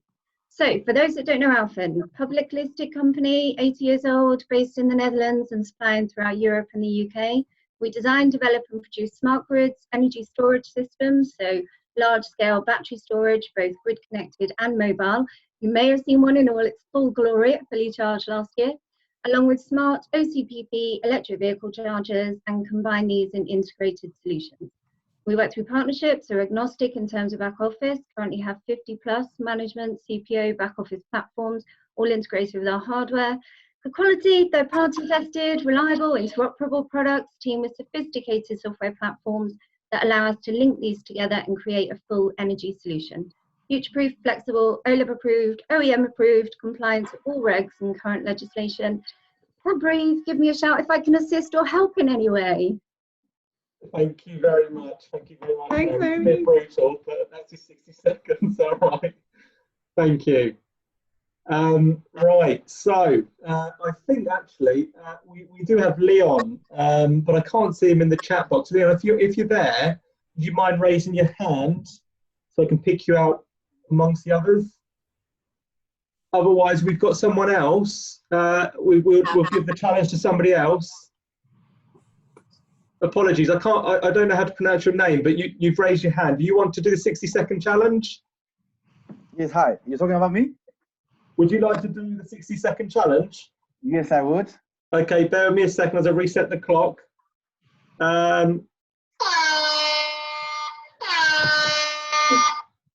Hi, everybody. My name is Redzai. It means honor. I'm from Zimbabwe, but I'm moving across Africa, Kenya, South Africa, Zimbabwe. So I'm with Electric Drive Africa. So we have a YouTube channel. We're trying to promote electromobility in Africa. So we're spreading the word, moving around, capturing what's happening in Africa. I'm also an author on Clean Technica. So I write stories on Clean Technica mostly on electric vehicles for Africa, writing about what's happening in Africa, Zimbabwe, Kenya, South Africa, and across the region. So with our main drive at Electric Drive Africa is to just spread the message and educate on electric vehicles. So we get people driving electric vehicles in Africa. We also have a Teespring page where we're selling our t-shirts that says Electric Drive Africa. Please check them out and buy them so we support and spread the message of electric vehicles in Africa. Perfect timing. Perfect. Perfect timing. Thank you very much. Thank you. You said the cafe was global. Okay, I think that's it. We haven't got any more hands up. So Oh, hang on. We've got two more. We're going to allow for two more. We've got enough for two more. So Tom Pollard. Hello, Tom. You there, Tom? Oh, sorry, I was just trying to remove the mute button. Can you hear me now? Yes. So you know the score, all right? Right, I'm going to go for it. Hi, everyone. It's Tom Pollard from EVSE Energy. We produce a proprietary zero-emission hydrogen fuel cell system that's designed to provide scalable, clean, off-grid power solutions to industries where grid capacity is constrained or indeed where it does not exist.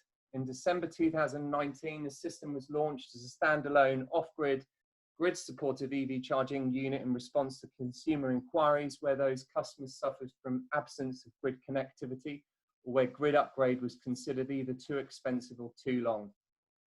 What else do I want to say? Our products are modular, scalable, 20 kilowatt to multi-megawatt and easily transportable with the highest electrical efficiency in the market. Unlike fuel cells used historically in mobile applications, ours can utilize all grades of hydrogen, making the system significantly more cost-effective relative to alternative solutions. Oh, you're out. Well done. Good. Thanks, Tom. So last one. So Jim Hunt, can you hear us? Hi, Jim. You there? You hear me now? Quiet. Ready? Hi, Sarah. Hello. Has my minute started yet? You want me on video? Now. On, go. I'm an engineer, not a marketer, from V2G EVSE Limited. I wanted to show you my black box, but I can't. All I ask you at the moment is to check out my alternative Twitter channel at V2G UK. Check out the latest tweet there, pinned to the top.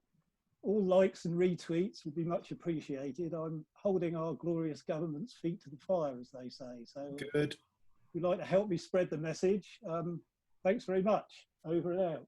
You've still got 20 seconds, Jim. Oh, I've got my message over. All right, so the black box I can't show you. We're currently repurposing for COVID-19 purposes. So if you want to check out at COV_eHealth at Twitter as well, retweet all that. Have I got any time left? Thank you very much. Okay, so that's enough of the marketplace section for this week. Can I ask Matt Kiziak and Kevin Booker to come back online?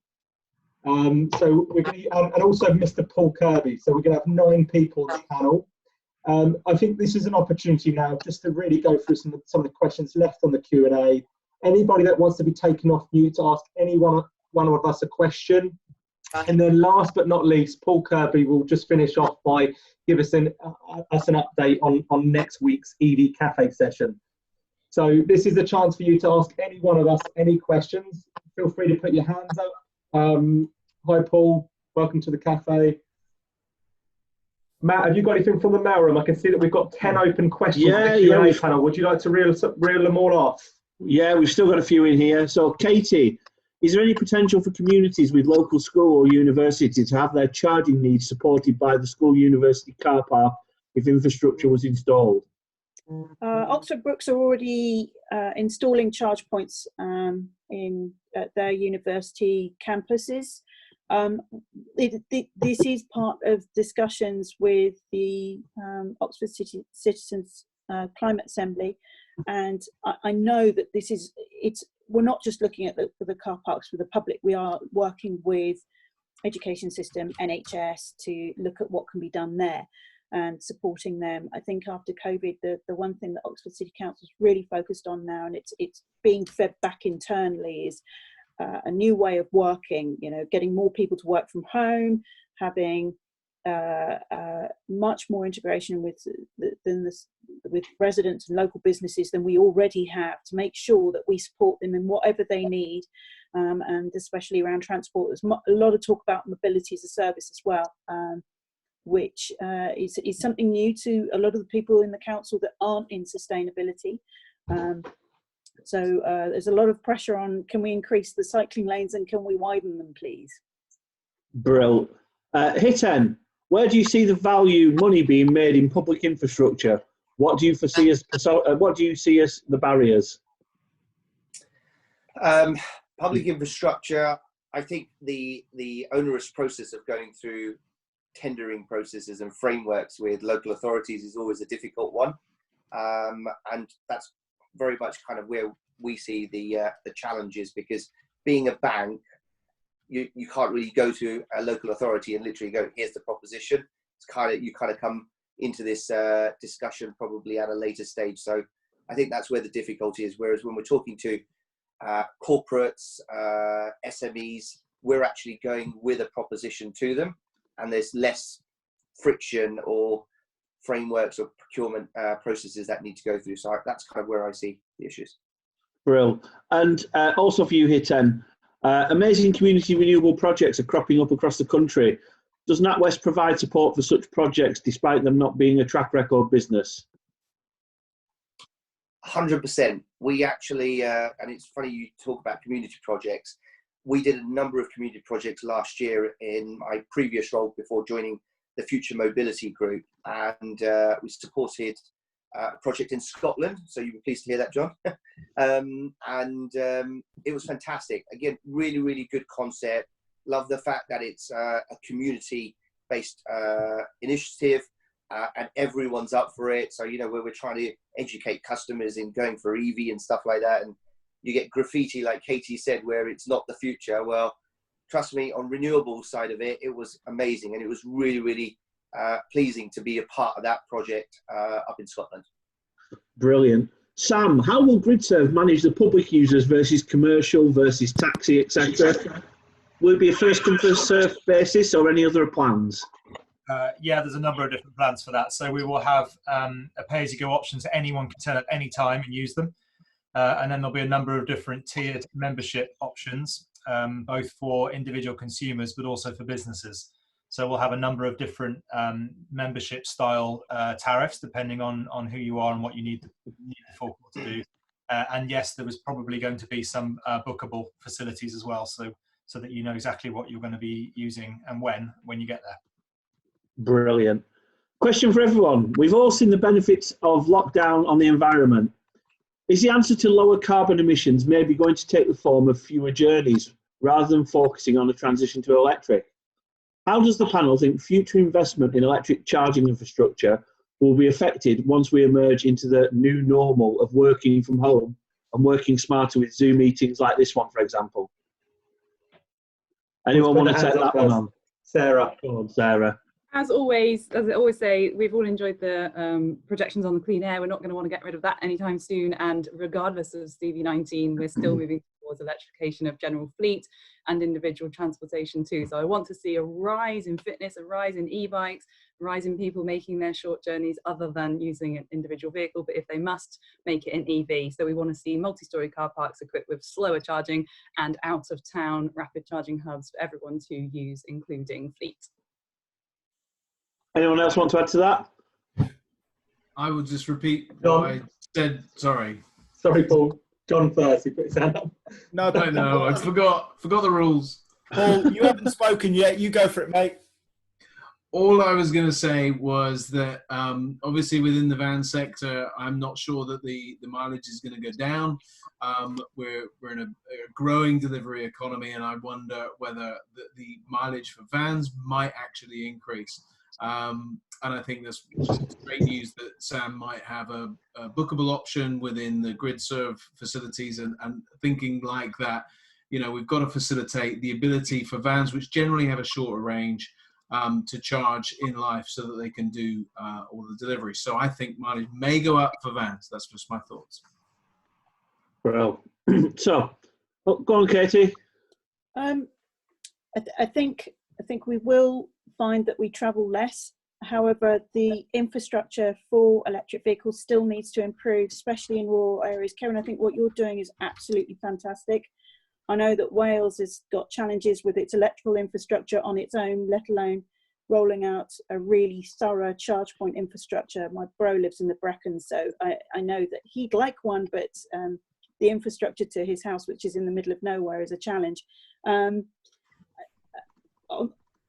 But that infrastructure is really going to need to support the distribution and courier industry.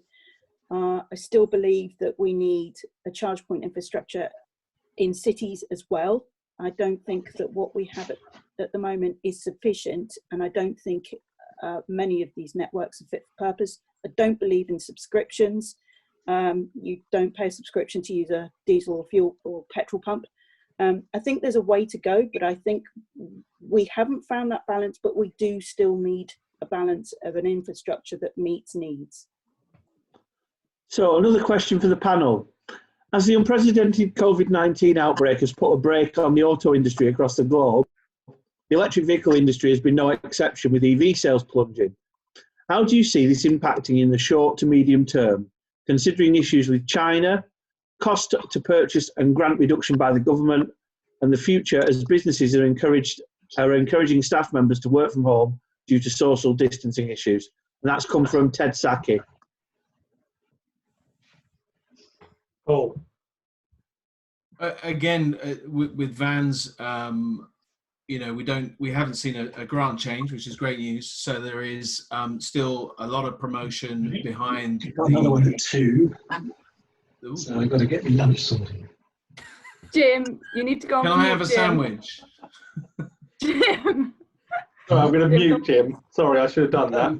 Hello? Hi, Jim. I probably Goodbye, forgot the Jim. question now. But, For lunch, Jim. He's gone, I've muted him. Sorry, Paul. That's okay. But what's great is that the manufacturers are coming back online with vehicles, and obviously we know that there's some production going out on in China, and China are a couple of months back to business ahead of us. So it brings possibilities for Chinese brands to come in. But you know, the grant is still very a positive thing for vans, and hopefully that will continue to drive adoption in that space. Just want to pick out a comment made by Owen Pearce. He says, I think there will be a reduction on some travel types. I don't think this will reduce the growth of EVs. However, I agree with Paul that improvements do need to be made to larger EV van ranges and cost reductions to expand that sector of the market. Anybody else that would like to add to that question? Sam, you had your hand up first. Sorry, yeah, just to answer that question as well, in terms of plunging markets, the new registrations, there's a bit of news out recently, new registrations in the UK dropping 97% in the last month, whereas electric vehicles dropped 9%. They also have a larger market share of the new registrations than ever. So whilst we're in completely unprecedented times and all bets are off, electric vehicles are not plunging, but everything else is. Great point, Sam. Well pulled, Sam. So David Watts is, oh, sorry, go on, Katie. Sorry, it's just a quick one. I'm actually working with Owen. Owen is my counterpart at ODS on the fleet project. I think the sales and EVs will pick up. The challenges that I think sometimes aren't put in the press with regards to manufacturing is the fact that it's not just the vehicles that need to be manufactured, it's sourcing the parts. If you look at the Volkswagen Golf, 80% of the parts that go into a German car come from all over the world. And so they've got their lockdowns, they've got their shutdowns. So it's a ripple effect. So I think there's going to be challenges in the short term, but as soon as we really start seeing parts and manufacturing coming into play, I think there'll be an increase in sales. And actually, because of COVID and the improvement in air quality, I think this has been a real wake-up call to a lot of people who would have historically gone petrol, diesel, now going, actually, what a better world on that aspect. Let's go EV. And I think we'll see a considerable ramp up. Brilliant. So, John. I just want to take Katie's thing just a little bit further, because I think she's absolutely bang on. She said earlier, let's hit the reset button. And I think you're right, Katie, we do need to hit the reset button. Moving from petrol and diesel to electric is great for air quality. Nothing changes around congestion if we continue to think that way. And congestion is a major cost to this country. And unless we can get more and more people out of their cars, whatever way they are fueled, we have an ongoing issue. So we need to think holistically and really press the reset button hard, not just in terms of what do we fuel it with, but how do we move about if indeed we need to. When we do, we've got to have the right option. And I'm scared to think that government is so busy delivering us from COVID-19 that they're not actually considering this opportunity at a strategic level to give us a better future. Brill. And so last question from the mailroom is from David Watts. The whole life cost of a battery electric vehicle is mainly founded on being able to charge at home. For the circa 40% who can't charge at home, the whole life cost argument is significantly different. And there is a social disparity of the whole life cost of a battery electric vehicle. Any thoughts?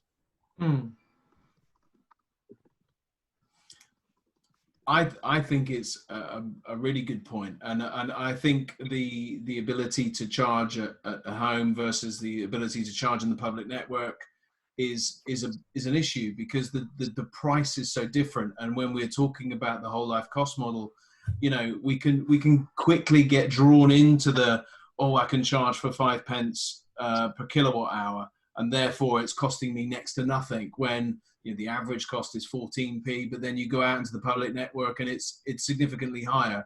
So, it would be really great, because I think, when we think about our traditional fuel, petrol, that we have a much smaller window of difference in cost. Whereas when we move to electric, there is a vast array of cost. And, when we think about the membership things that we've talked about, and access charges and penalties for staying too long and all of those other things, costs could quickly spiral beyond what we expect. I still think it will be cheaper, by the way, but I think it could still spiral beyond what we really understand. So that's my thinking for somebody coming at it relatively new. Sam?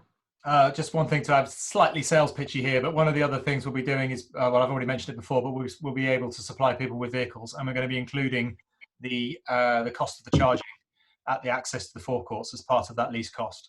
So the whole life cost is wrapped into one solution, which makes it easier to do the maths and mitigates the concerns around the cost of not being able to charge at home.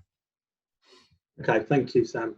It looks as though that's all the questions answered in our Q&A section. If there is any questions that we have missed or we haven't answered, then I will invite you to a LinkedIn group, which you can ask any of us on there. Hopefully we'll all be on there as a member. I think we've got a few minutes left. I think I'm going to hand it over to Paul Kirby, who's going to give us a bit of an update in terms of what's to come for the EV Cafe for next week. And then one of us will do a musical outro. I vote Sarah. Yeah, Johnny, I think you should run a poll.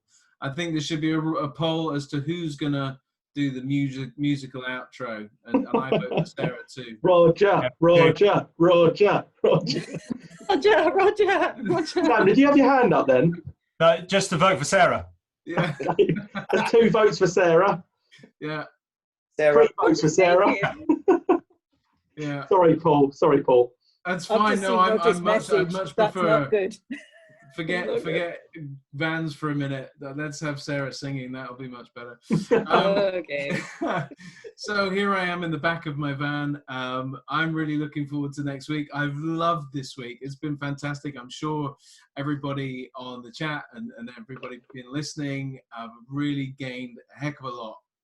Really fantastic level of knowledge, great depth, great understanding. And Sam obviously thinks I'm just talking about him. But I'm looking forward to next week as well, where we're going to talk about vans, those things close to my heart, but mainly electric vans and the electric commercial vehicle sector. It's kind of in honor of course, last week, the CV show being cancelled. We're not getting to celebrate our vans. So we're going to celebrate our vans next week. I want to talk to us about the Clean Van Commitment. It's something that is on the global action plan. It would be a great thing to come and bring some questions on that. I might see if I can reach out to somebody from there and get them to come along. And maybe a couple of companies that have actually signed up to that Clean Van Commitment. I know Arval is one of those, so David Watts, call out to you. And Mighty and many others, Anglian Water, there's a whole list. So you can go and check out those people that have committed to seeing zero emissions from their fleet from 2028. So that one I'm really looking forward to. Really thinking about, data-led decisions around, moving our fleet to electric vehicles. One of the fleets that I was talking to in the not too distant past reported that 85% of their CO2 emissions were from their van fleet alone. That was their whole business. They measured their whole business 85%. So any reduction would almost wipe out their whole CO2 emissions as a business, which was fantastic.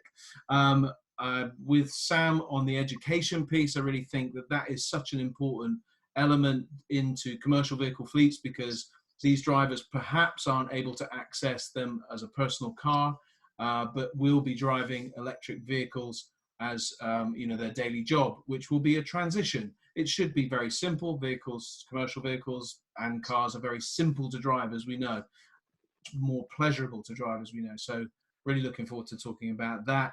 And just kind of bringing up any unique challenges that, that are relating to commercial vehicles, like the back of them and how we charge tools from them and how do we refrigerate them and things like that. Wonderful stuff, and I'm really looking forward to it. Welcome anybody's input. Thanks, Paul. Thanks, Paul. I just want to finish off. Has anyone else got anything to add? All I want to do is just want to finish off by saying, on behalf of the panel and of course our guests, that we really appreciate those that have taken the time out today to listen to us, especially those loyal attendees.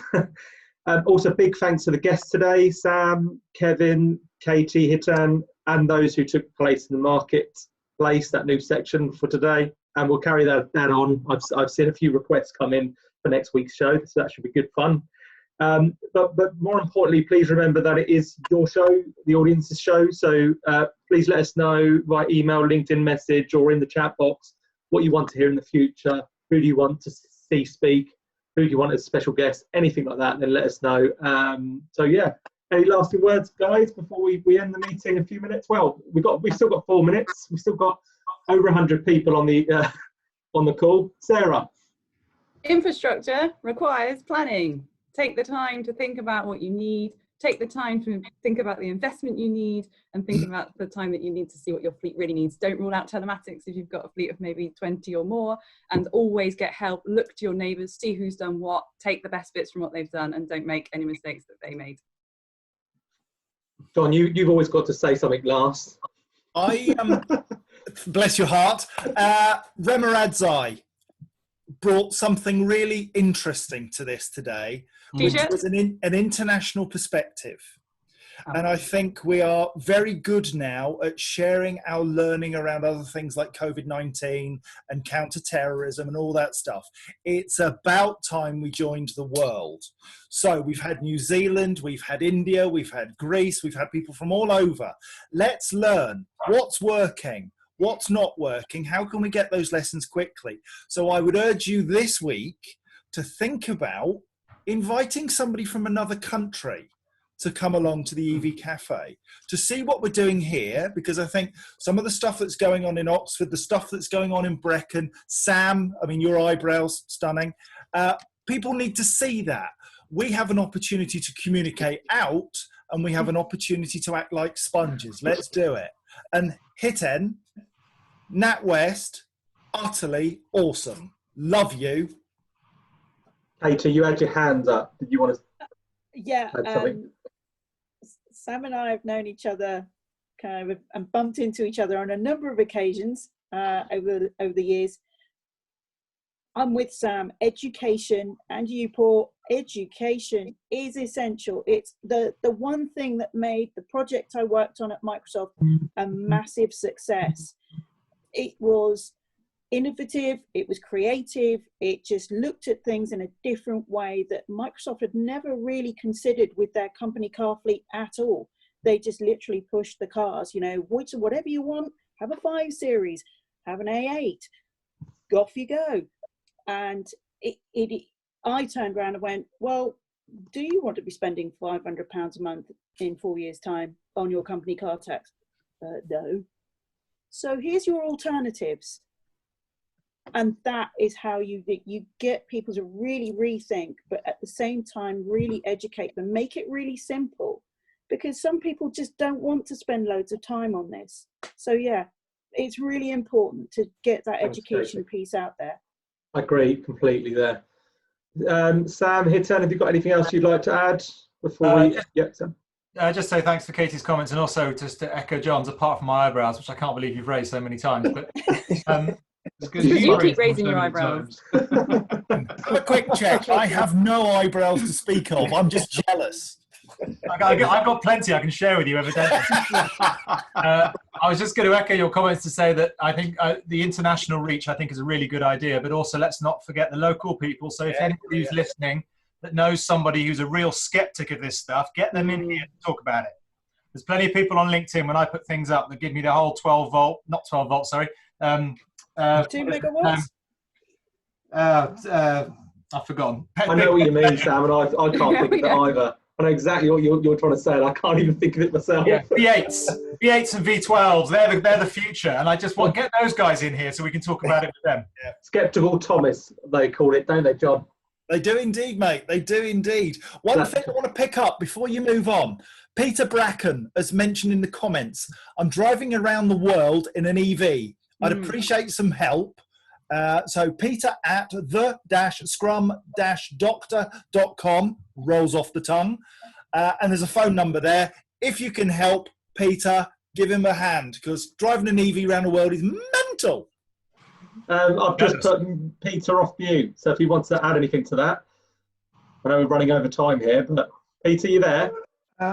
Yes, I'm here. Hello, everyone. And I missed the 60-second challenge. So, yeah, I'm driving around the world in an electric car. Can we squeeze you in for a 60-second challenge? Do you reckon we could do one more? All right. Yeah. I haven't even prepared. That's the best preparation, I find. Okay. Wait, give me 1 second as I set it up. Bear with me a second. Right. I got to call you out, by the way, Sam. Yeah, go on. My name's Peter Bracken. I'm an ex-professional rugby player, won Heineken Cups, won European trophies, all the rest. Really got into electric cars, a real advocate of the whole thing, love it, sustainability and all the rest. So I've decided to drive around the world in an electric car to get people excited about electric vehicles, electric mobility, sustainability, and to coach rugby at rugby clubs around the world. So I have a load of publicity, a load of traditional media,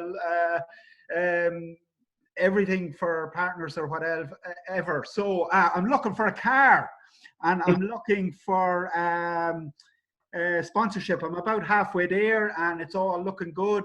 Documentary in the pipeline, lots of return on investment for any partner that would like to get involved with the whole project. So, but the main thing, it's non-profit.